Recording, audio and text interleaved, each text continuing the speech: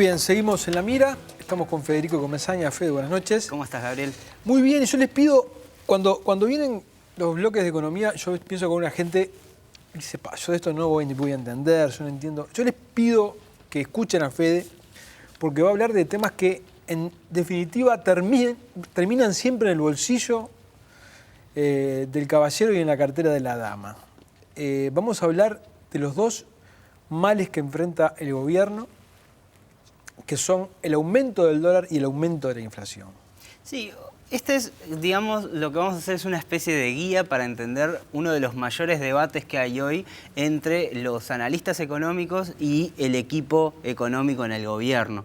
Es una suerte de decidir entre cuál de los dos males, el menos peor de los dos males que va a tener que enfrentar el país si se toman determinadas decisiones a nivel macroeconómico. Entonces, el gobierno hoy está obligado a decidir entre permitir que la diferencia cambiaria que hay con Brasil termine afectando las exportaciones y complicándonos en un momento bastante más difícil del ciclo económico que el que veníamos enfrentando, o por el contrario, permitir que la inflación aumente, se dispare y termine llevando a registros mayores a 10%, que vamos a ver que tienen ciertas consecuencias sobre el bolsillo de los uruguayos y sobre la economía uruguaya en su conjunto.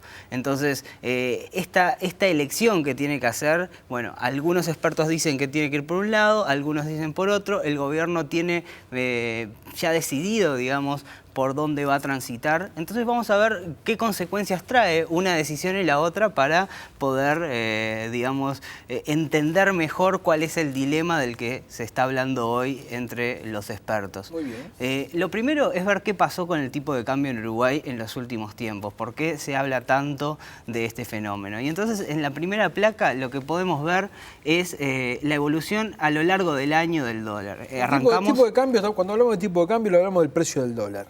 Eso mismo.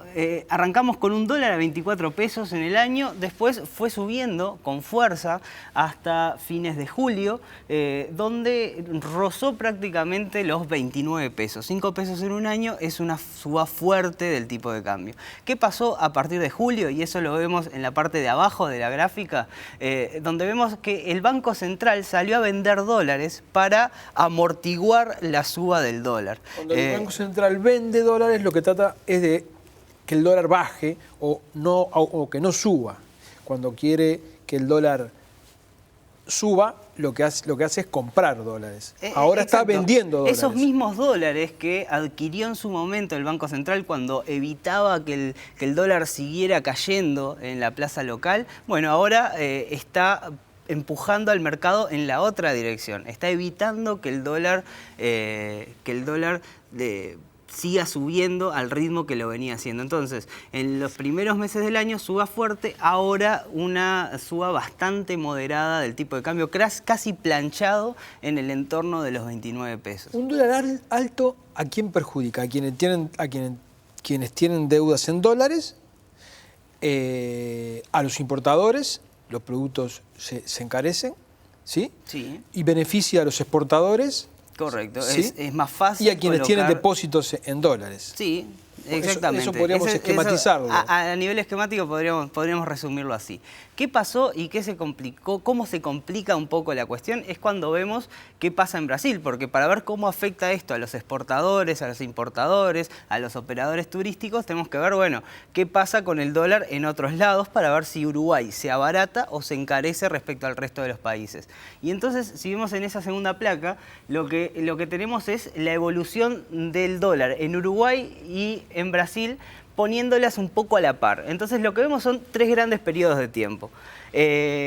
Allá hasta mediados de 2012 vemos un dólar en Uruguay y en Brasil que suben más o menos a la par. Ahí no había complicaciones, acompañábamos a Brasil, el gobierno incluso decía que había que tomar a Brasil como referencia y entonces no había problema de ningún tipo. Los exportadores, no había y comprar allá o comprar acá era más o menos lo mismo. ¿Qué pasa en ese segundo periodo que vemos ahí hasta casi que finales del año pasado? Bueno, el dólar subió un poco más en Brasil, eso abarató un poco la economía brasileña respecto a la uruguaya, pero nada del otro mundo, nada que trajera grandes complicaciones, sino más bien una señal de alerta nada más por parte de los exportadores. Pero si vemos en esa gráfica, a partir de mitad del año pasado, finales del año pasado hasta ahora, el dólar en Brasil se dispara, aumenta enorme y genera una brecha bastante grande respecto al peso uruguayo, respecto al dólar en Uruguay, que subió, pero no alcanzando las magnitudes que alcanzó en Brasil. Esta situación afecta, como habíamos dicho, a los exportadores, porque la competitividad cae. Va a afectar, ya está afectando, me decía un mozo de un bar del centro el otro día, los brasileros desaparecieron de acá. Está afectando el turismo, empieza a ser más barato ir a Brasil para los uruguayos que veranear acá, por ejemplo, ahora en la temporada, y para ellos está siendo más caro Uruguay y no están viniendo, o sea que también afecta el turismo y se está viviendo un fenómeno ya en la frontera.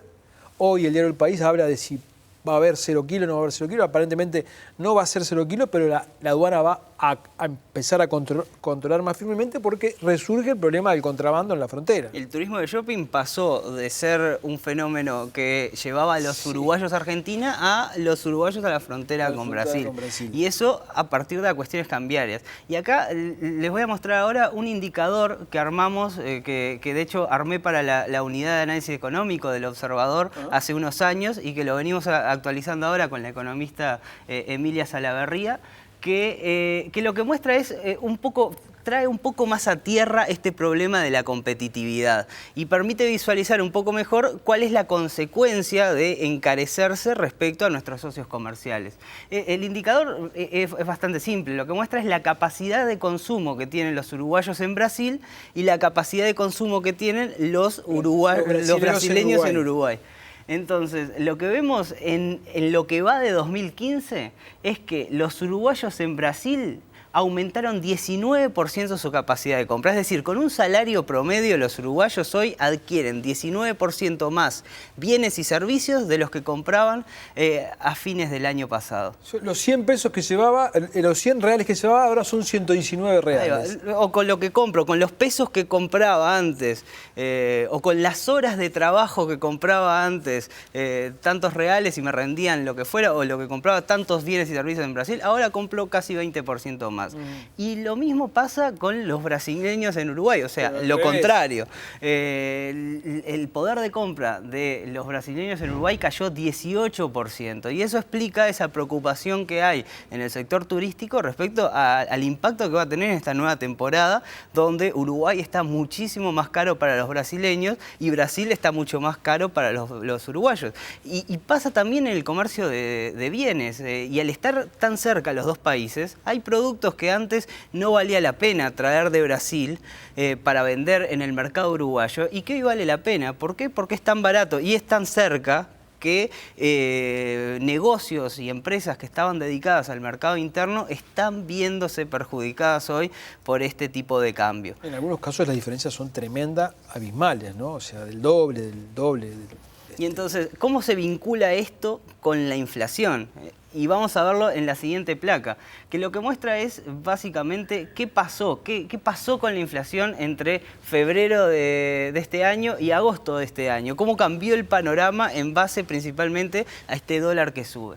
Y entonces concentrémonos primero en esas dos primeras barritas que vemos ahí, que es la inflación general, el nivel de inflación, que estaba en 7,4%, ahora saltó a 9,5%. ¿Es un salto muy importante? No, son unos pocos puntos. Sin embargo, acercan la inflación a este límite que tenemos, a este límite que se plantea el gobierno de forma implícita, que es no atravesar los dos dígitos, hacer todo lo posible para no atravesar los 2 dígitos. Es una barrera psicológica muy fuerte. Y entonces en las barritas siguientes lo que vemos son los distintos componentes de la inflación, los distintos, la naturaleza de los bienes y servicios que componen la canasta de consumo de los uruguayos. En la inflación doméstica, que es la del consumo más habitual, no hay mucha diferencia, no hubo mucha Incluso diferencia. se desacelera un poquito porque, bueno, lo cierto es que el mercado laboral se ha deteriorado, los atrasos en los consejos de salario ha generado una pérdida de poder de compra respecto al año pasado. Es natural que baje un poco la inflación provocada por el empuje y la demanda del sector doméstico. La inflación importada. La inflación importada, esa es donde pega la suba del dólar. Se ha acelerado y se ha acelerado de forma importante. Si vemos ahí en la gráfica, pasó de 7,5 a 10%. O sea que este es uno de los elementos que está explicando esa aceleración inflacionaria. Y los otros 2 elementos que no son para nada triviales son los alimentos sin procesar, por ejemplo, que eso tiene que ver con el mal clima, digamos, que hubo este año para determinados productos, en particular de granja. Y eso llevó a acelerar la inflación por ese lado. Y el otro, fundamental, son los servicios públicos. Hasta febrero teníamos una inflación de servicios públicos de menos 0,2%. Es decir, que prácticamente estaban estancados los precios respecto al año anterior. Y eso era una decisión de política que llevaba a amortiguar el impacto inflacionario con tarifas públicas, postergando ajustes de tarifas públicas. Hoy ya eso no es posible con un déficit fiscal de 3,5% y una vocación del gobierno a reducir ese déficit. Necesita recaudar, entonces ya no tiene se que puede, subir las tarifas. No se puede apuntalar el combate inflacionario a través de las tarifas. Y por eso es que hoy esa inflación de servicios públicos es de un 5,5%. Con lo cual tenemos 2 grandes componentes acá, el dólar al alza y la imposibilidad del gobierno de amortiguar esa suba de precios con tarifas públicas que lleva a la inflación a niveles peligrosos. Entonces, el gobierno entre estos 2 ha tomado partido o ha declarado que va a enfocarse en una de ellas. Sí, el gobierno habla de, bueno, un equilibrio entre las distintas variables, pero lo cierto es que Astori ha dicho que cuando la inflación se desacelere, que de hecho el gobierno espera una desaceleración inflacionaria, no como el sector privado, pero bueno, las expectativas del gobierno son esas, dice que luego se va a poder implementar políticas que tiendan a un dólar más fuerte, con lo cual está básicamente subordinando una variable a la otra. Plantea una cuestión cronológica. Primero controlamos la inflación y después vemos lo que hacemos con el dólar. O sea que hay una decisión ahí política del gobierno de enfocarse en la inflación. Sí, completamente, y por eso es que queríamos un poco, a partir de esta última gráfica o este último cuadro, ver un poco, bueno, quién gana y quién pierde, o qué se gana y qué se pierde con cada una de las 2 decisiones, la que plantea la mayoría de los analistas privados y la que plantea el gobierno. ¿Qué es lo que están viendo cada uno y cuáles son las prioridades que se enfocarían? Primero, ¿por qué dejar que el dólar suba?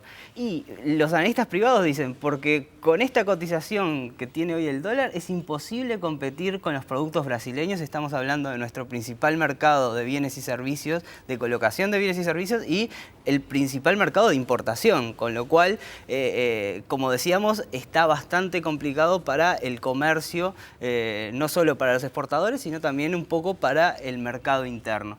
Lo segundo es porque el sector turístico se va a ver fuertemente afectado por estas mismas. Y de hecho ya lo está viendo. Lo que yo comentaba aún en temporada baja. Mozo. Y lo tercero es porque el mercado exige cada vez más reservas para sostener el dólar. Si sacamos esta última semana, que tuvo un comportamiento muy particular, el Banco Central cada vez está teniendo que vender más reservas para lograr contener la alzada del dólar, que de hecho los analistas dicen que el dólar en Brasil a niveles tan altos llegó para quedarse, con lo cual es complicado esto de seguir postergando la suba del dólar en Uruguay. Y luego, del la otro otra lado, columna, en la otra decisión, ¿por qué evitar que la inflación pase el 10%? Y ahí tenemos también varios argumentos. Y lo que dice el gobierno es que no todas las restricciones a las ventas de Brasil están en el precio. Y es cierto, la economía brasileña se está contrayendo y contrayendo fuerte, con lo cual una parte de la caída de las ventas tiene que ver con los precios, pero otra parte tiene que ver con la caída de la demanda de Brasil. Y eso es algo que hay que enfrentarlo más allá de lo que pase con el tipo de cambio. Lo segundo es porque una suba del dólar afecta la confianza y a deudores en dólares. Principalmente la confianza, porque para los uruguayos el dólar es un termómetro de cómo viene la cosa. Un termómetro bastante falaz, pero al fin de cuentas termina determinando el comportamiento de los consumidores uruguayos. Cuando sube el dólar y se dispara el dólar, ya trae a la cabeza algunos episodios de devaluaciones que complicaron la vida, y eso a los uruguayos los asusta y reduce los niveles de confianza y los niveles de consumo. Y eso lo analizábamos acá con la gente de equipos, y hay varios sondeos que muestran que, bueno, hay una correlación muy grande entre la voluntad de los uruguayos y la predisposición para consumir y la evolución reciente y la volatilidad del dólar.